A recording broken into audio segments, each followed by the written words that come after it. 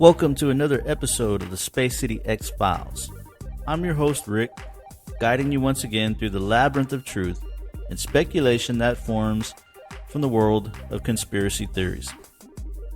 Today, we'll journey into a small town in New Mexico, seemingly unremarkable, nestled in the heartland of the American Southwest, full of hardworking people.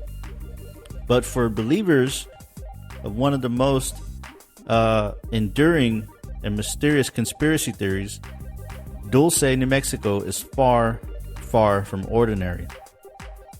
In the shadow of the Archuleta Mesa, it is said lies a hidden base, a subterranean labyrinth of secrecy, deception, and otherworldly encounters. This is not your standard military installation. This is the purported Dulce Base, the epicenter of an intricate web of stories weaving together of government cover-ups, advanced technology, and extraterrestrial beings themselves. Now, are these tales grounded in reality, or are they the products of vivid imaginations fueled by decades of secrecy surrounding government activities? Today, we descend into the depths of these claims, into the alleged secret layers beneath the earth, in an attempt to uncover the truth behind the enigmatic Dulce Base. So sit back, open up your third eye, and join us as we delve into the dark corridors of the unknown. This is Dulce, New Mexico, a place where fact and fiction intertwine, casting long shadows of doubt and wonder. Welcome. You're listening to the Space City X-Files, Episode 30, The Dulce Conspiracy.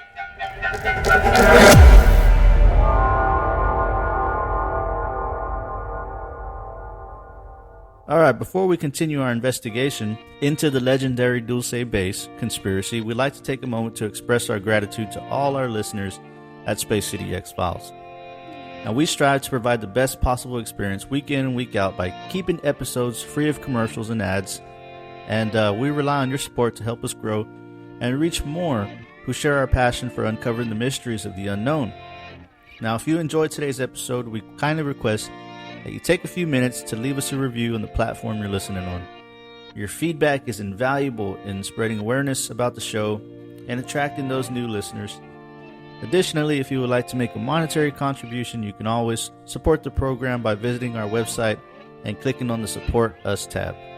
Every donation we receive goes directly towards enhancing the quality of our content. We greatly and dearly appreciate your consideration and ongoing support. Your involvement ensures that we can continue to deliver thought-provoking episodes like today's over New Mexico's underground base of conspiracy. Thank you for being a part of Space City X-Files, and we look forward to bringing you more captivating content in the near future. This will conclude today's announcements. Alright, let's get started because there's a lot to cover in a short amount of time. And what I'll do first is I'll tell you what the Dulce Base is and the accusations charged towards it. We'll do a quick take of this at first, and then afterwards we'll visit all the variables involved individually and in detail. Now, after that, we'll dive into the theories and strange facts surrounding the base, and this will include some live first-hand accounts from locals in the area. Then we'll finish up with our own personal opinion on what the Dulce Base is. Does it hold water? Or is it a figment of an overly active imagination? Perhaps even a psyop? This is what we hope to bring light to in this episode. So, the Dulce secret base we're referring to is in Dulce, New Mexico, located underneath something called the Archuleta Mesa. Now, ladies and gentlemen, have you ever stumbled upon a tale so intriguing that it almost sounds like something straight out of a Hollywood sci-fi blockbuster? Stories like these make you think that maybe Hollywood are getting their ideas from these things, right? Let me whisk you away to a quiet town called Dulce, New Mexico.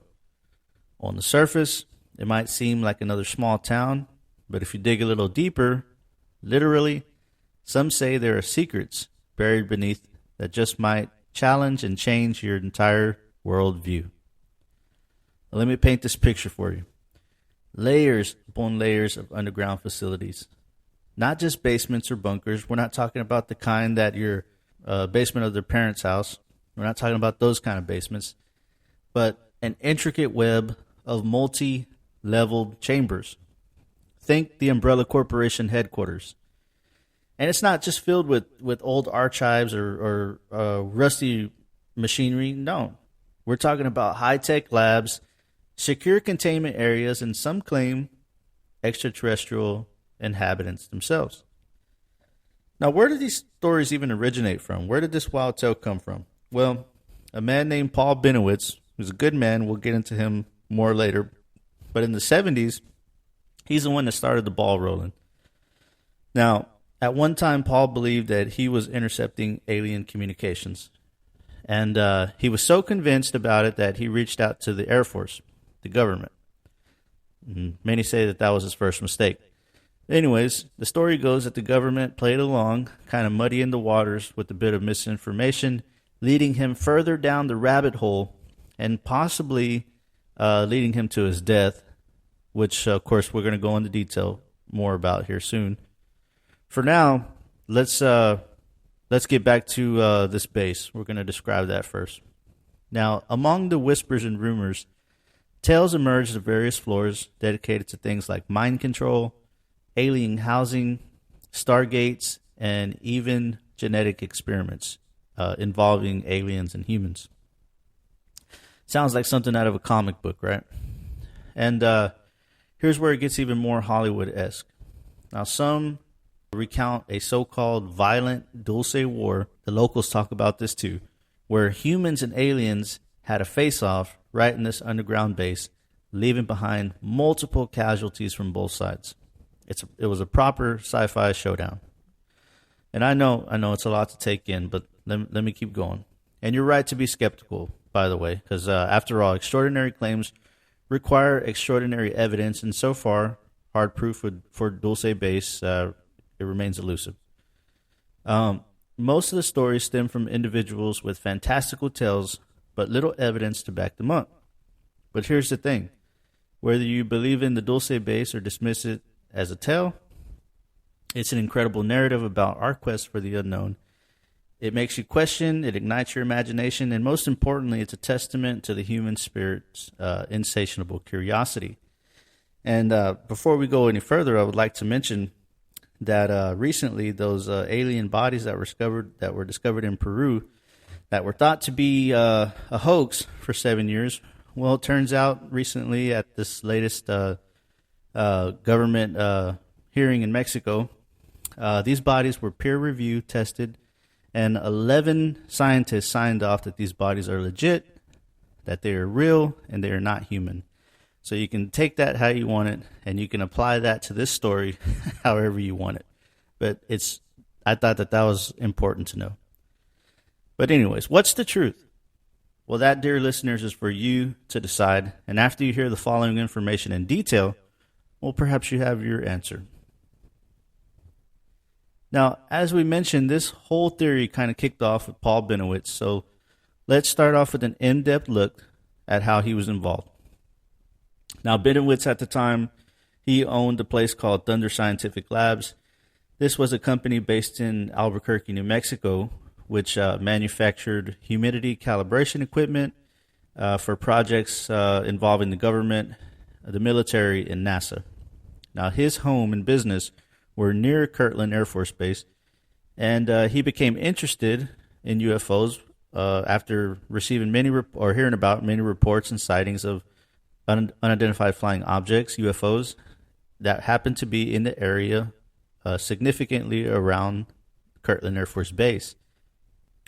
Now, his enthusiasm grew even more when he started to see them himself. And after seeing them, he created quite the database of pictures and recordings on his personal equipment. And in the late 1970s and early 1980s, Benowitz began reporting that he was intercepting electronic communications from alien spacecrafts and alien installations outside of Albuquerque. Now, he believed these signals were linked to abductions of humans by aliens, and he also thought he had detected an underground base near Dulce, New Mexico. Benowitz, after a 15-month investigation, ultimately reported his theories and findings to the Air Force and other officials, and he even gave a presentation about his theories. However, his work was controversial. It was reported that he was fed disinformation by government agents, including a popular man in the ufology scene, a former special investigations agent named Richard Doty. This man reportedly it led him to believe even more strongly in his theories. Now, according to Richard Doty, his job was to, this is quoted by Richard Doty, his job was to disinform Benowitz and coerce him into searching further into aliens and Dulce Base. So this could be a wag the dog, look over here, but really this is happening over here. Or it could just be hide in plain sight. I don't know. So, he didn't want Paul Benowitz to look further into what he's seen around Cortland Air Force Base. He wanted his attention somewhere else. So Doty admits that Paul was under intense surveillance by the CIA and NSA, and that they were even granting money to Benowitz. This was in return he would continue his alien research and not continue to look after Kirtland Air Force Base. Paul became increasingly paranoid because of what he was finding. He kept reporting that he was being visited in his sleep by people or being awoke by strange beings. And it just became increasingly more stressful on him. Doty finally admitted at the end that it was a psyop. And the feds were playing a seriously intense game on his mind. Paul eventually started saying that the aliens were visiting him every day now, at all times of the night, and convinced them to allow them to inject him with the serum that would aid him in his research. So who knows what they were shooting him up with? Who knows if it was actual aliens or if it was agents? I would probably lean towards agents. Shortly afterwards, he would have to be committed to a psychiatric hospital because his mental health had deteriorated so bad to an alarming point. Now, Paul would die in 2003. Doty said he visited Paul before he passed away, and again informed him, Paul, this whole experience was a ruse put on by the CIA and the NSA. But Benowitz just refused to accept that. He believed wholeheartedly what was happening was real. Benowitz's theories about Dulce and his claims about alien infiltration have had a lasting impact and are still referenced in discussion about UFOs and government cover-ups.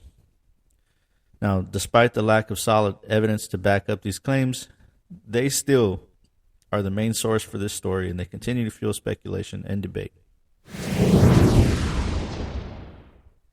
All right, the next person to lay testimony to the existence of Dulce Base would be an alleged former security technician who worked there at the peak of extraterrestrial activities in the 80s.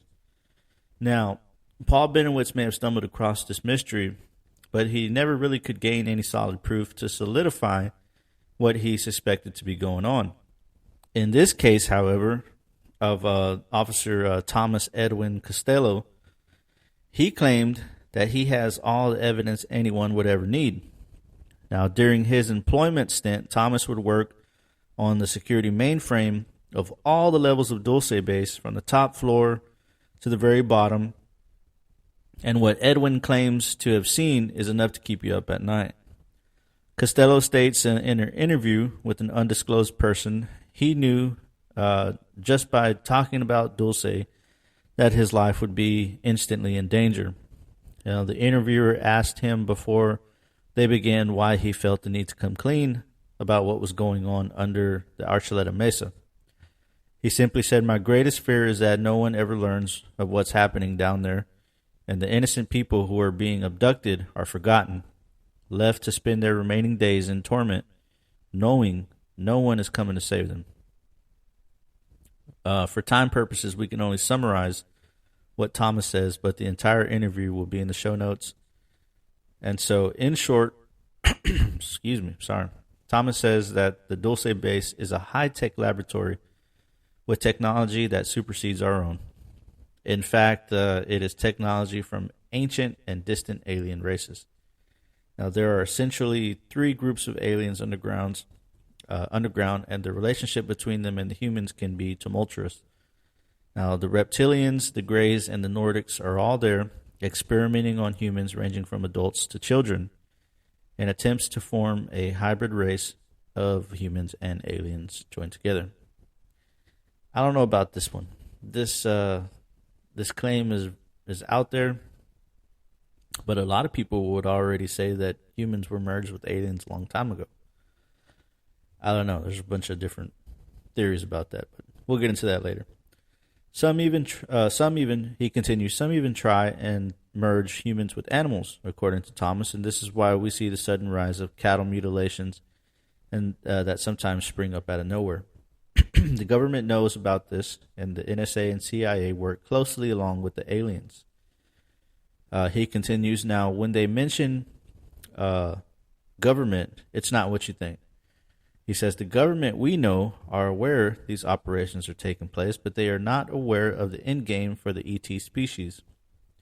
Now, according to Thomas, there is a secondary shadow government, not the first to mention this, consisting of various political and government officials from multiple organizations who wish to ultimately instate the one world government that we have all heard about so much.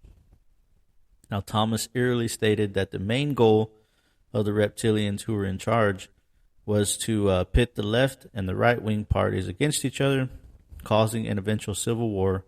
Then humanity is at its lowest, which at point they will sweep in for an uncontested victory. Damn. That's crazy shit. In the interview, he gets very specific about things, and this caused the interviewer to believe that either he was crazy as fuck with a wild imagination, or he was telling the truth.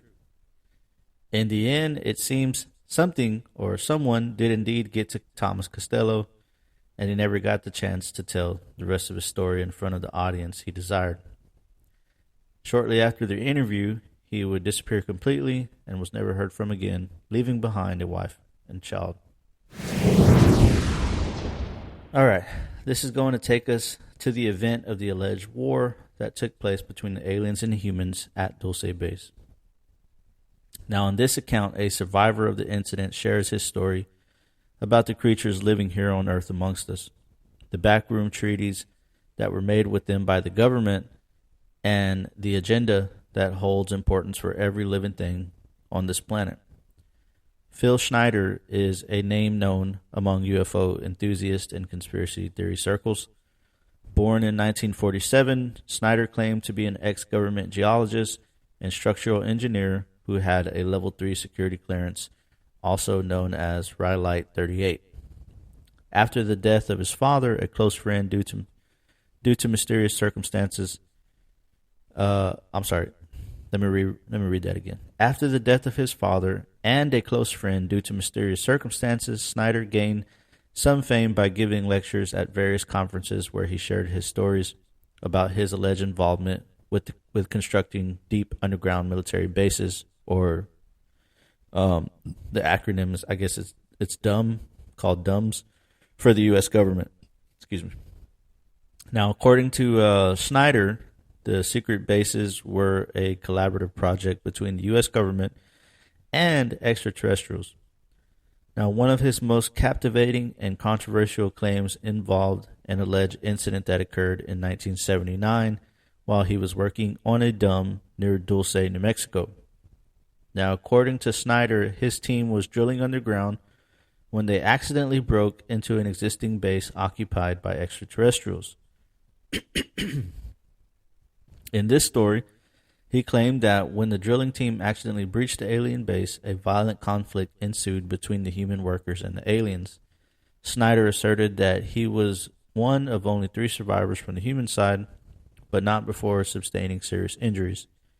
He often showed what he claimed were physical scars from the battle, alleging that he had been hit by some form of plasma beam, which caused him to lose fingers and a left chest scar. Over time, Snyder's accounts became more elaborate. He claimed that the U.S. government had been involved in secret treaties with extraterrestrial entities for decades, allowing for the exchange of technology and permitting abductions and cattle mutilations. This is not the first person to make that claim. Snyder also claimed that he had gained knowledge of at least 11 different alien species that had visited Earth and alleged that the extraterrestrials were manipulating humans through secret societies, witchcraft, and the occult. Now, in January of 1996, Snyder had plans to give a lecture in front of one of the largest crowds he ever spoke in front of, and he couldn't have been happier about it.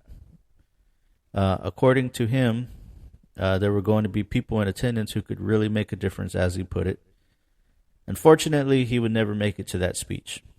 He was found dead in his apartment, where he had been for many days before he was found. The death was ruled a suicide, and he apparently asphyxiated himself with the rubber catheter.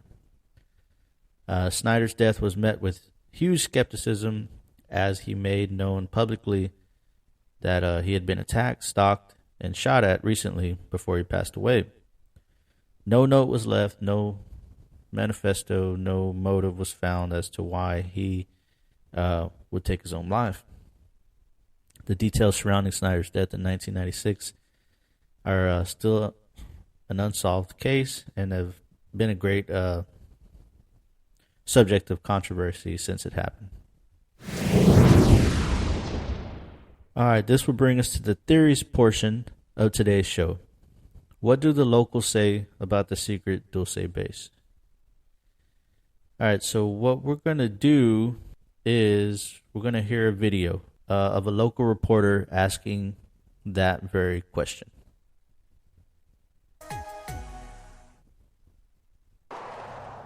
Dulce is a quiet, unassuming town nestled in northern New Mexico. Many of its residents are members of the Jicarilla Apache tribe. They swear. I tell stories, but my nose isn't growing.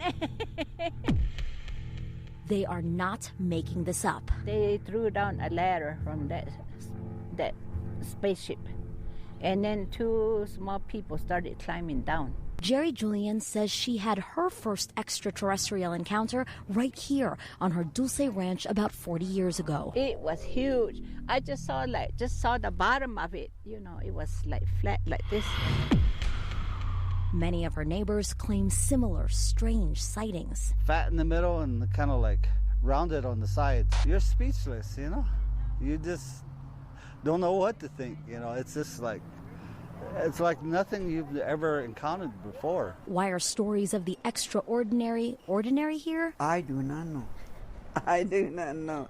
Probably kind of that big mountain we have right there, you know. Rumor has it there is a secret base hidden underneath the Archuleta Mesa here. The mountain overlooks Dulce. Some people in town say the base is run by aliens working with our federal government to conduct mind control and genetic experiments. Do you believe that?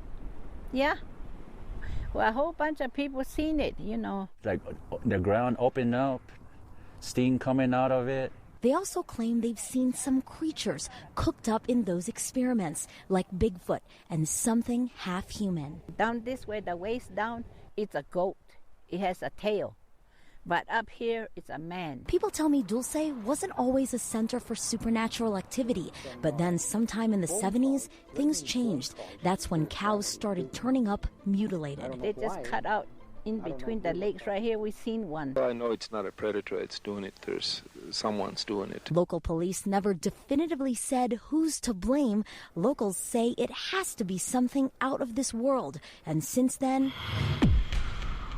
I was taking a random picture, zoomed it in, and there was a UFO right there. They say they know it sounds crazy. They're just going to ask me, well, how much did you drink or what did you drink? I'll submit to a lie detector test or anything, you know. But say it's the truth. Question is, do you believe? Anything impossible these days now. In Dulce, Megan Cruz, KOAT Action 7 News. All right, yeah, that was Megan Cruz with KOAT Channel 7 in Dulce. That's pretty interesting, right? And keep in mind that soundbite or video, depending on how you're engaged, if you're listening on Spotify or Apple, you're just listening to the video. But if you watch on YouTube, then you can actually see it. But that was from 7 years ago. But I mean, even way back then, they understood that something changed in the 70s. And the locals know, everybody pretty much knows that something is going on underneath Archuleta Mesa. So in this case, it's simply really either people believe it wholeheartedly, kind of like the video you heard, or they think everyone is crazy and there's no such thing as a secret military underground base. Which, from what we understand these days, if you do a little research, that's not true. There are such things as DUMBs, which are underground military bases. Those exist. But still, there's people that would say, the government wouldn't do anything like that to us. Let's just trust them. You know? And then there's a third party filled with people who know nothing about the base, have never heard of Dulce, New Mexico, and could care less. It was really surprising how common this was, and there was a rather large number of people in this group. As spectacular as the events are in this case, it's not very well known. Not like Roswell or the Phoenix Lights or Trumbull County. And I'm speaking about people outside the ufology community, of course. But why is that? Well, the short answer, maybe that's just the way the powers that be want it. Of course, I say, the hell with that. Now, you all know and you understand now about this place. So do your part, spread the word, share this video, and let's expose these weirdos. That allows me to segue into the final portion of our show, the part where I let you know what I think. And I'll be frank, I 100% believe there is a base under the mountain over there, and I don't think it's the only one.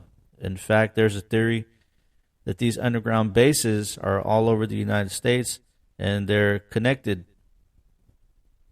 They're connected through tunnels, and they connect together the states.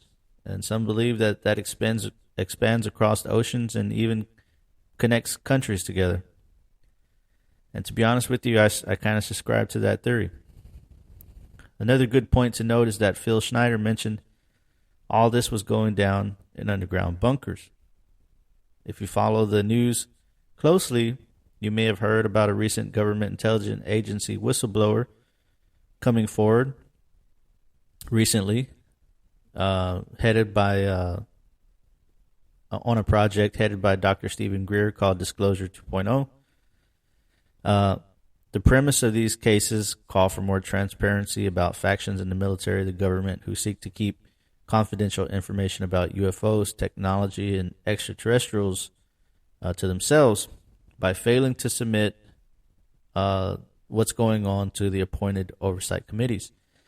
And this is where David Grush comes along also, because he was supposed to have been informed about all this, and some came through to him, some didn't, but the ones that he passed higher up, nothing ever happened.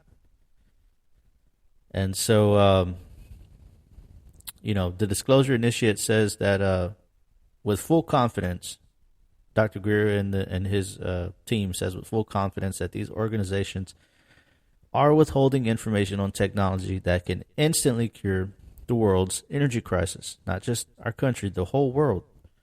But because of selfish reasons, this information is being black-shelved. And we'll put links for both videos in the show notes. And if you haven't seen them already, the Disclosure 2.0 and Grush's interviews, I definitely recommend that you check them out. If you have zero knowledge about what's going on right now in the UFO world and you're interested, start getting on YouTube and start checking out these interviews. David Grush, watch Dr. Greer's videos. I would say those are the two main ones right now at this point to gain a quick understanding of where we're really at.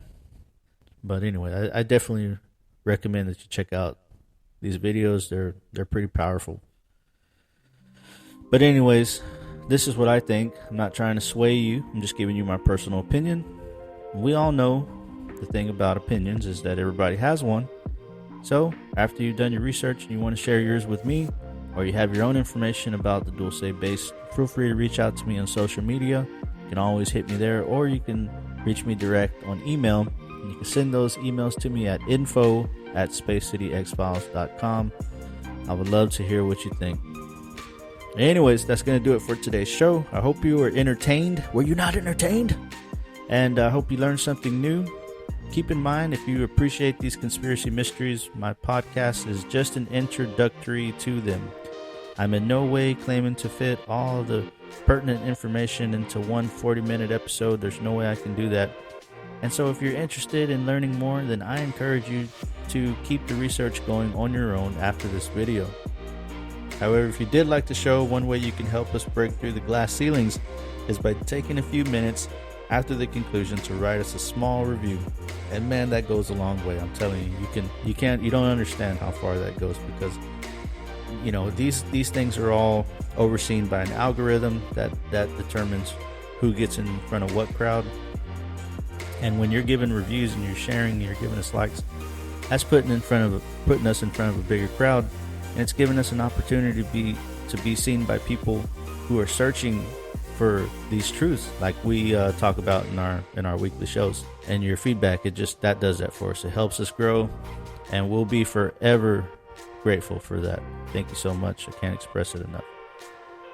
One other quick thing before we go, I'd like to just tell you again about our new product that we put out. It's on the website. You can buy it there, or you can send me an email. You can get your order together.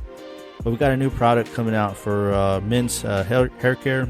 We got beard oil, we got beard balm, we got pomade, we got body mist. We got a bunch of different products, and they're all handmade, all handcrafted, with the best natural materials. And so if you want to support the show and you want to smell and look good while doing it, then hit us up and get you some of that stuff. It's going to be good. So check it out. And we're going to be giving some away soon too, just to hook some people up. All right, I'm out of here, folks. I hope to see you again on next week. We got another thought-provoking episode coming for you. Until we meet again, this is Rick on behalf of the Space City X-Files, telling you to keep questioning, keep listening, and keep exploring.